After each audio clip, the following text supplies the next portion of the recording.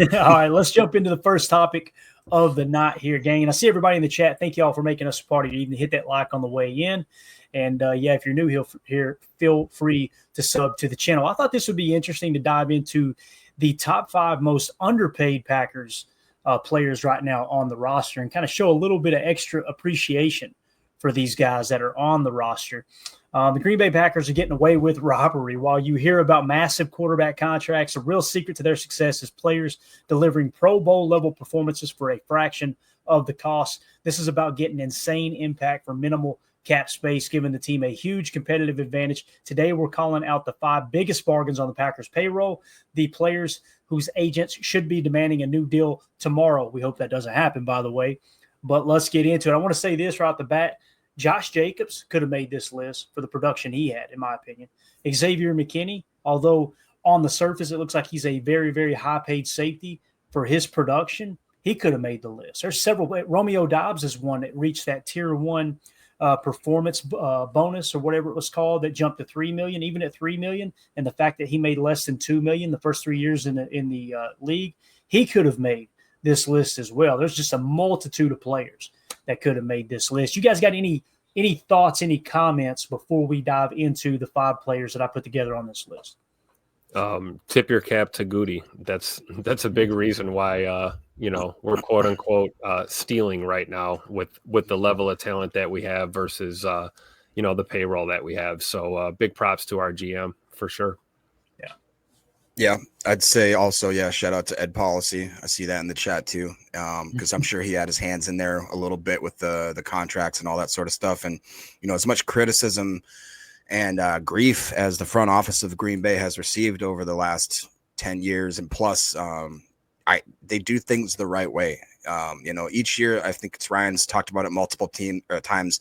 The teams go out and they just, I almost said a real bad word. They release a lot of money in a way of such to quote unquote go all in, right? And then what happens is probably 95% of the time that situation, that choice backfires immensely to the point where they're playing recovery for the next 3 to 5 years, at least 2 to 3 years, depending on the market, the cap, all the stuff that they have dealing with themselves. I don't remember, but maybe one year that the Packers were it felt like we weren't contenders. You know what I mean? And that was a year, I believe, probably Aaron's worst year. It wasn't that year. I believe we went had 4 wins or whatever it was.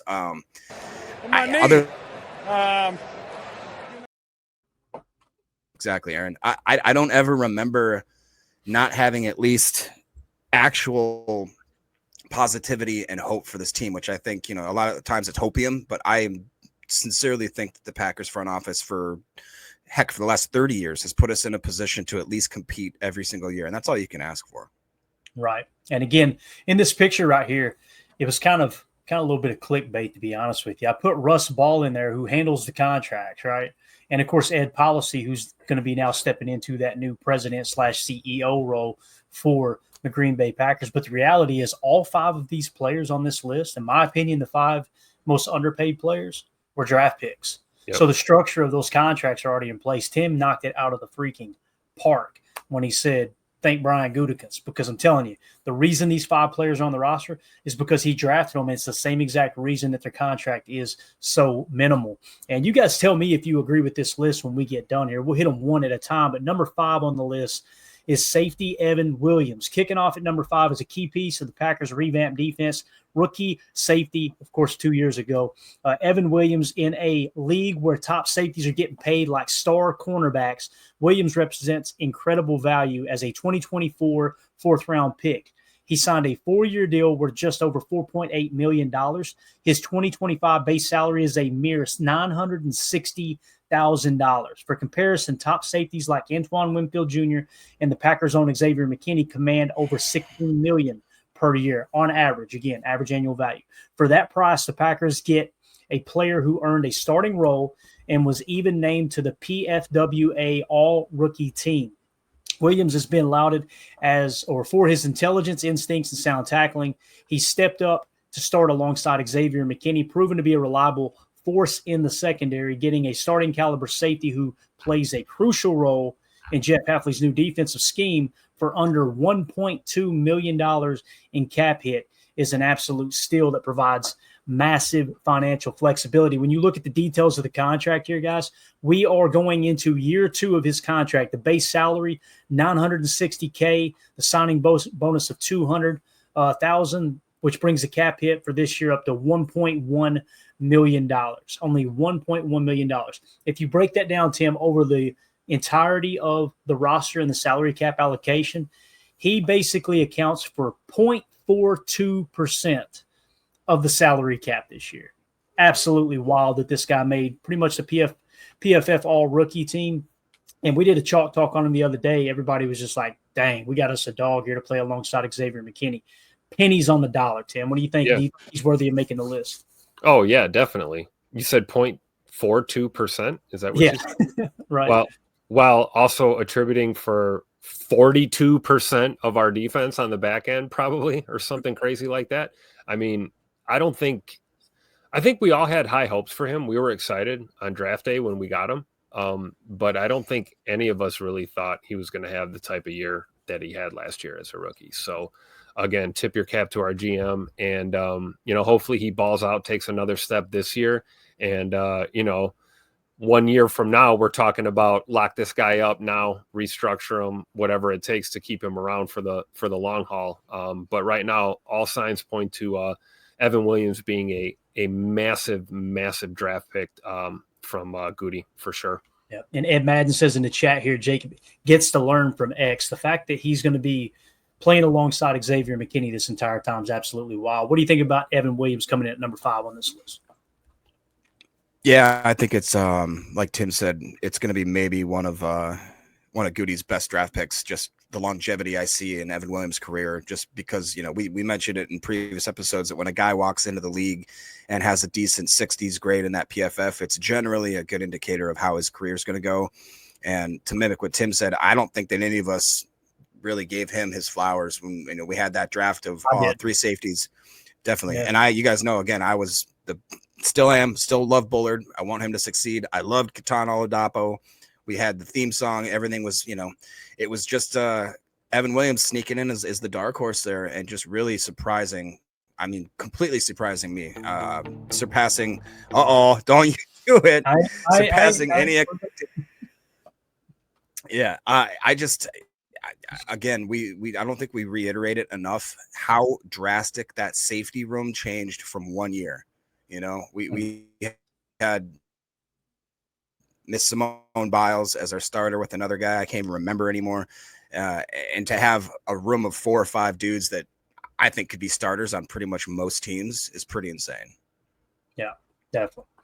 All right, let's move it along. Number 4 on the list, Jayden Reed, wide receiver. All right. And number 4 is the electric Swiss Army knife of the Packers offense, Jayden Reed. He's the explosive playmaker who can score from anywhere. As a second-round pick, his value is off the charts due to his rookie contract. Reed signed a 4-year, $7 million deal, averaging just under $1.8 million a year. His cap hit this season is a tiny $1.9 million, making him the 102nd highest paid receiver. He's a top 2 weapon on this offense, paid like a 4th or 5th receiver. Reed's value is his versatility. He isn't just a slot guy. He lines up outside, takes jet sweeps, and is a threat in the return game. As one of Jordan Love's favorite targets, he creates separation and makes things happen after the catch, making him a mismatch nightmare. Getting that dynamic firepower for under $2 million a year is unheard of. He's a chess piece for Matt LaFleur without the massive price tag. We'll start with you this time, Jacob. We got Jayden Reed coming in as the 102nd highest paid receiver. Finished the year with the highest passer rating when targeted of any wide receiver in the league. There was only 1 or 2 players above him that were tight ends outside of the receiver realm. When you look at the way his contract lays out, he's in his next to last year on his deal, right? Cap hit $1.9 million. That's 0.70%. A cap percentage, a percentage of the Packers salary cap this year. And then next year's the final year on his deal. He'll jump to $2.2 million against the cap with a base salary of $1.7 next year. What do you think about Jayden Reed coming in here at number 4? Yeah, I mean, what more could you ask from a guy like Jayden Reed to come in, and that value is just insane. The 102nd lowest paid player. I mean, I guess you could say highest paid. It's one, it's a testament to him coming in and just kind of keeping his head down and grinding in a wide receiver room that is very deep, where, if he didn't come in and have some of the type of games, the type of seasons that he's had already, it would have been easy to kind of write him off. And that Swiss Army knife label, I think it's maybe thrown around a little too haphazardly in the NFL, but Jaden Reed is that guy. Like, you see him move from X to Z to the slot, him doing end arounds, him willing to return kicks, which again, I don't want to see, but I just think that the type of player that he is, there we go, right here. Ed Madden saying, and Reed wasn't the quote unquote Packers type going into the draft. That was the drafting of Jaden Reed.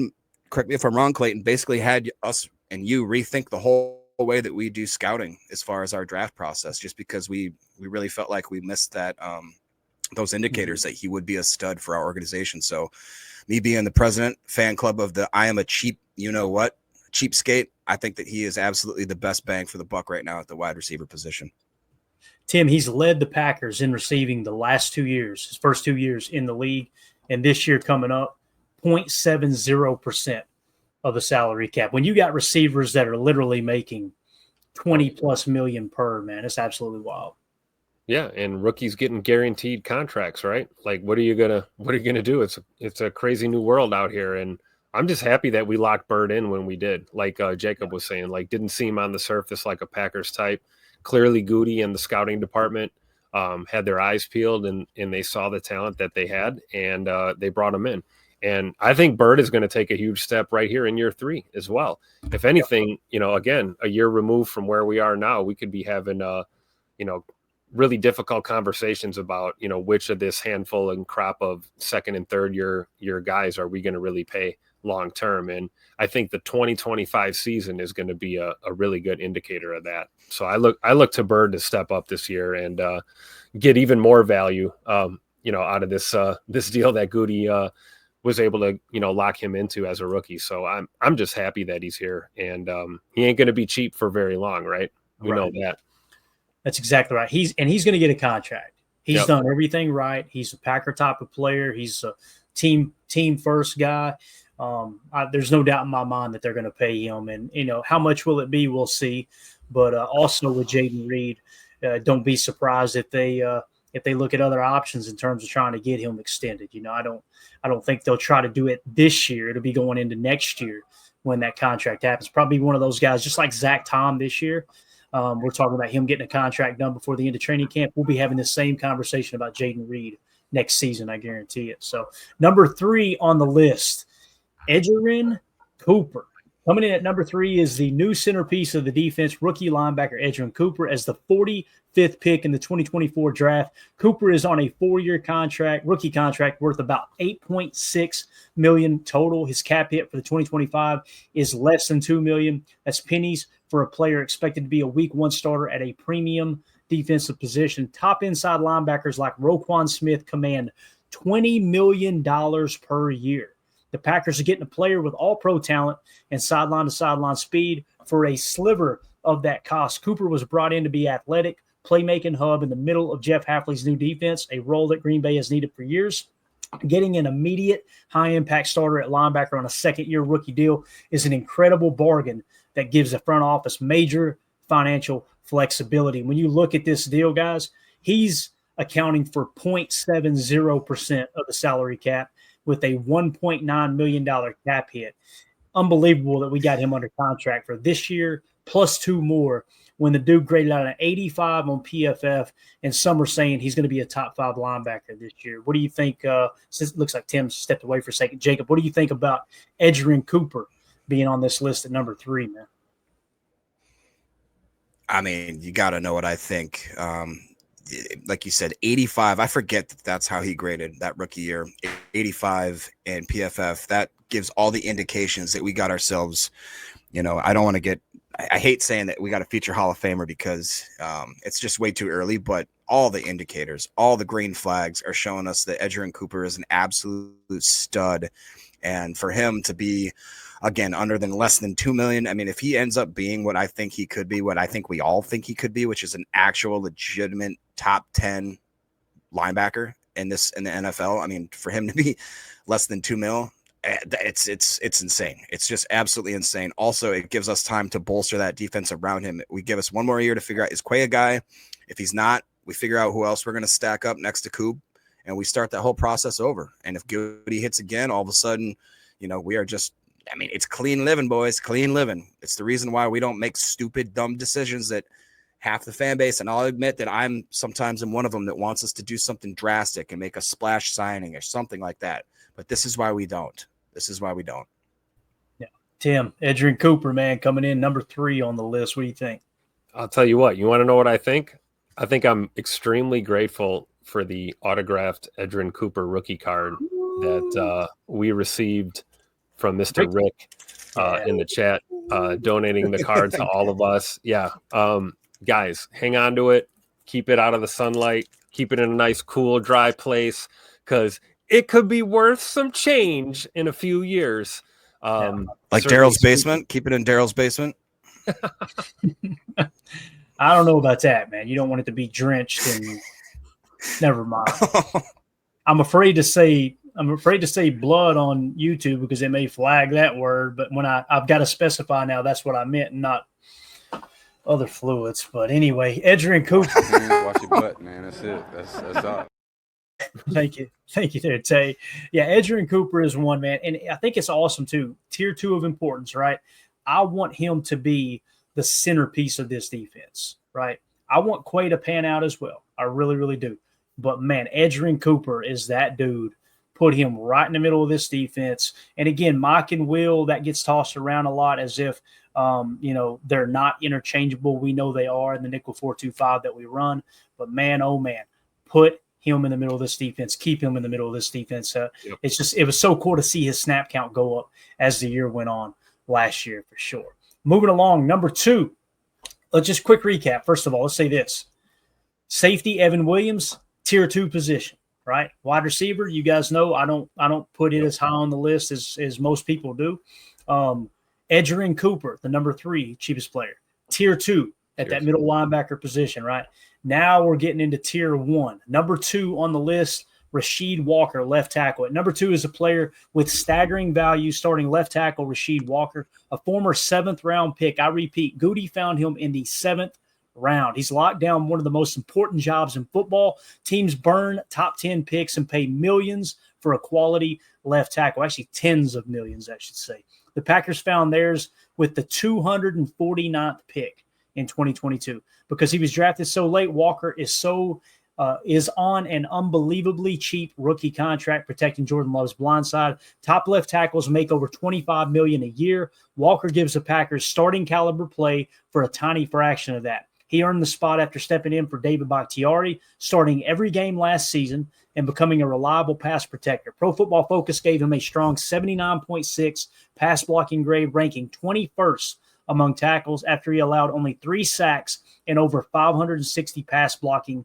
snaps. That's high-level play. Getting dependable left tackle play from a 7th rounder isn't just a bargain. It's a franchise-altering advantage. And again, this year, let's go over the recap of his contract. Starting in 2022, the cap hit was $725,000.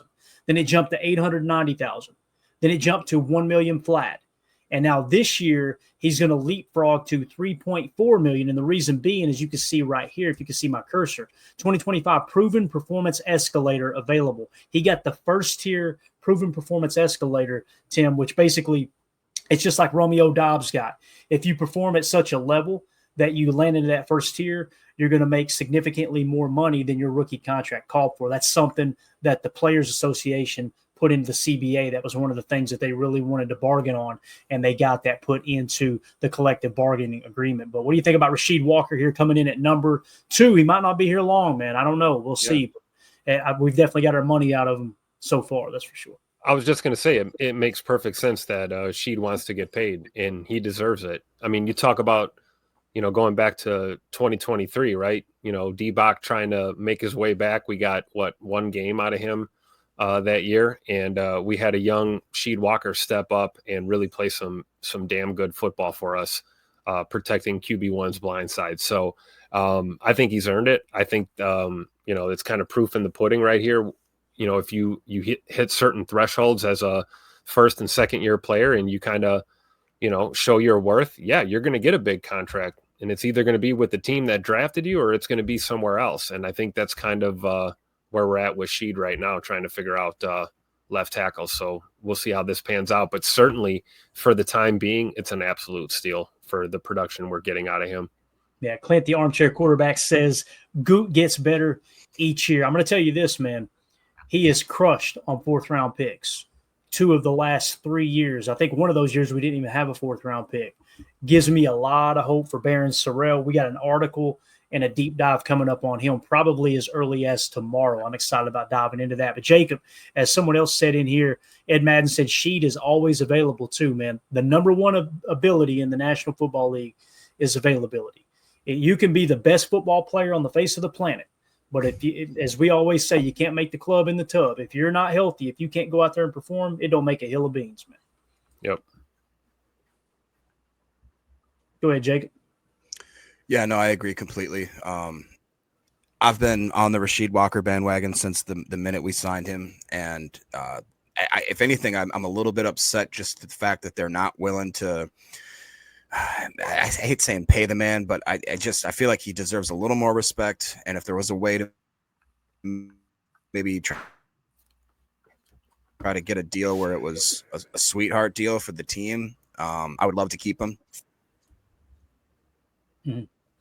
All right, Jacob, you're cutting out a little bit there, man. But we got the gist of it there for sure. So Chris the Casual in the chat says Sheed deserves a deal with all the money saved at wide receiver. I want to agree with that too, Chris. I do. But at the same time, we can't pay everybody, right? Like there's going to come a point where you've got to say no to somebody. And when you look at the structure, and we've talked about this over and over and over, and I'm sure many of you disagree with my take here. It's not that I agree with Goody or I agree with, how the front office has handled offensive lineman contracts in the past. It's just the reality of the situation that they've got this blueprint they follow. And typically they don't pay more than 2 offensive linemen top money, right? Now, as we talked about before, there's a chance that Aaron Banks just plays here for 2 years. You get out of that contract. So is it worth it to kind of bleed a little cash for 1 year as Rasheed Walker? Let's say you give Rasheed Walker an extension along with Zach Tom, okay? Well, now you got Zach Tom, Rasheed Walker, and Aaron Banks making big money.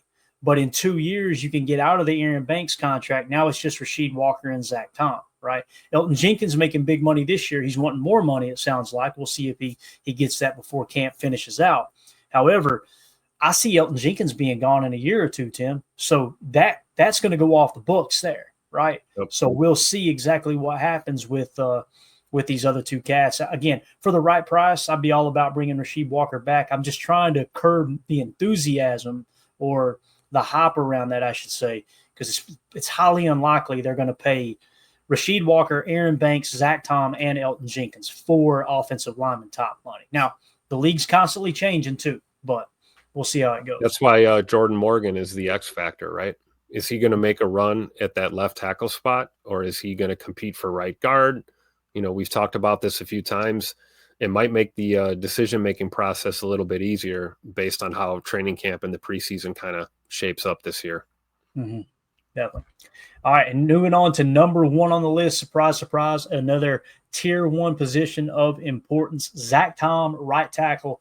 And now for the number 1 most underpaid Packer, it's not even a debate. Right tackle Zach Tom, who has quietly become one of the best offensive linemen in the NFL.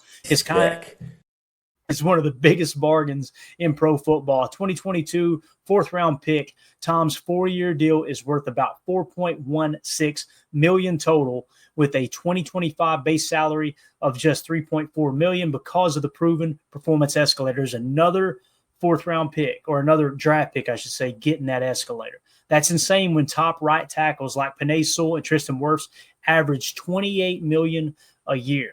Tom provides the same level of play for 3 to 4% of the costs. His contract ranks 68th among right tackles, but his performance is easily top 10. Tom is the definition of consistency, starting every game and showing versatility. Pro Football Focus graded him as one of the very best tackles last season, an elite pass protector, and a beast in the run game. He is an all-pro caliber player for now, the Packers are getting cornerstone tackle play for the price of a backup. Zach Tom isn't just the most underpaid Packer. He might be the most underpaid non-quarterback in the entire National Football League. So when it comes to Zach Tom's contract, again, final year of the deal, he gets the escalator, $3.5 million, but go back to the previous 3 years, starting in 2022, $831,000, $996,000, $1.1 million were what he cost us on the cap. Pay that man his money. He has been a steal this entire time. This is the dude I want to give the bag to. Would love to have Rasheed Walker back too, but if I have to choose between the two, it's not even close. Give me Zach Tom. So, Tim, you got anything to add to Zach Tom on this list before we wrap this segment up, man? Yeah, 100% co-signing that statement. I don't care who it is. If there's one guy you're going to cut the check for, it's the best offensive lineman on your team, and that's Zach Tom for sure. Yeah, definitely. All right, guys, so there it is. That is your top 5 most underpaid Green Bay Packers on the roster here in 2025. So what do you think? Is Zach Tom the biggest bargain in the NFL? Who's on your list? Let us know in the comments. If you're watching this video later, hit like, hit subscribe if you like this kind of content, but let us know in the comments what you think about that list right there. All right, let's move it along here. I think we got Jacob trying to get back in. And this isn't nothing on Jacob's end either. This is strictly StreamYard. It's showing, Tim, is it not showing our connection just bouncing around like crazy right now, dude? Yeah, all over. Yep. It's crazy. It's absolutely nuts. So again, we'll do the beard sideways. Uh-oh. Look at this. This guy's in the drink, I believe here. Let's take it until he gets it squared away here. We don't want to embarrass him too bad there. We'll be looking at his nose hair. You know what I'm saying, Tim? So he's got nose hair all